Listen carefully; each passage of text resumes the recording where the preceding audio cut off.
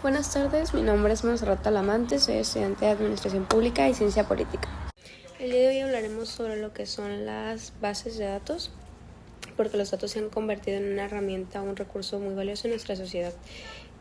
Lo que vamos a aprender con la ciencia de datos es a procesar y organizar esta información y también a plantearnos los retos éticos que implica en torno a la privacidad, la transparencia y la confianza ciudadana. Tipos de datos. Los tipos de datos constituyen la base para el manejo y procesamiento de la información en la ciencia de datos y programación. Se distinguen los numéricos, que incluyen enteros y decimales, los de texto representados por cadenas de caracteres, los booleanos, que permiten operaciones de verdadero y falso, y las estructuras más complejas como listas o tuplas.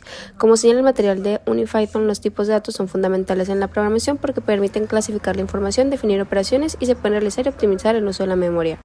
El trabajo en ciencia de datos sigue un flujo que parte de la recolección de información hasta llegar a la generación de conocimiento. Talent lo define como un proceso que convierte los datos brutos en información significativa mediante un conjunto de operaciones. Este flujo no se limita al plano técnico, sino que también involucra la dimensión ética, ya que toda huella digital que producimos, navegando en Internet, utilizando servicios públicos, interactuando en redes sociales, deja rastros que son recolectados, procesados y utilizados.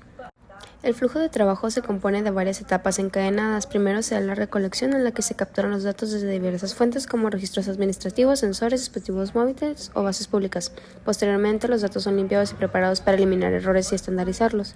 La tercera fase es la integración, que organiza la información en base o almacenes, y luego se realiza el procesamiento, que es en el cual se aplican los algoritmos de métodos estadísticos para generar patrones, y finalmente se presentan los resultados en informes, visualizaciones y se garantiza el almacenamiento. Recopilación. Los datos pueden obtenerse a través de múltiples mecanismos. En el sector público se recogen mediante censos, encuestas, etc. También existen fuentes abiertas como los portales de datos gubernamentales que buscan fomentar la transparencia. Un ejemplo es la plataforma mexicana Mejora tu Escuela, que combina datos abiertos y reseñas ciudadanas.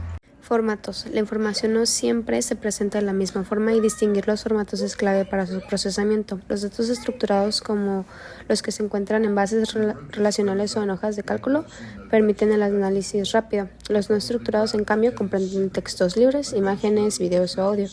Entre ambos existen formatos semiestructurados como el JSON, el XML o el CSV. Almacenamiento. El almacenamiento puede hacerse en bases de datos, almacenes de datos o en la nube. Una base de datos está orientada a operaciones transaccionales y a manejar información en tiempo real. El almacén de datos, en cambio, integra grandes volúmenes de información histórica pensada para la toma de decisiones estratégicas. Según soluciona, una base de datos está pensada para mejorar la información actualizada y transaccional, mientras que el almacén de datos integra grandes volúmenes de información histórica para generar análisis y tendencias. El uso masivo de datos ha generado dilemas éticos fundamentales, como lo es la privacidad, el consentimiento informado, la seguridad y la anonimación.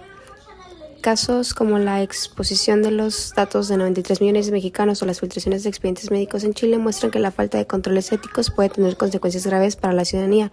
En ese sentido, la ética de la gestión de datos constituye la base de un nuevo contrato social que permite aprovechar el potencial de la información sin vulnerar los derechos fundamentales. Los datos son hoy un recurso estratégico, pero su valor depende de la manera en que se vayan a gestionar, desde los tipos básicos en la programación hasta los complejos marcos éticos en las políticas públicas. El desafío es equilibrar la eficiencia técnica con la responsabilidad social, como lo afirma el informe. Lo que aquí está en juego no es otra cosa que sentar las bases para un nuevo contrato social que permita la utilización masiva y responsable de los datos.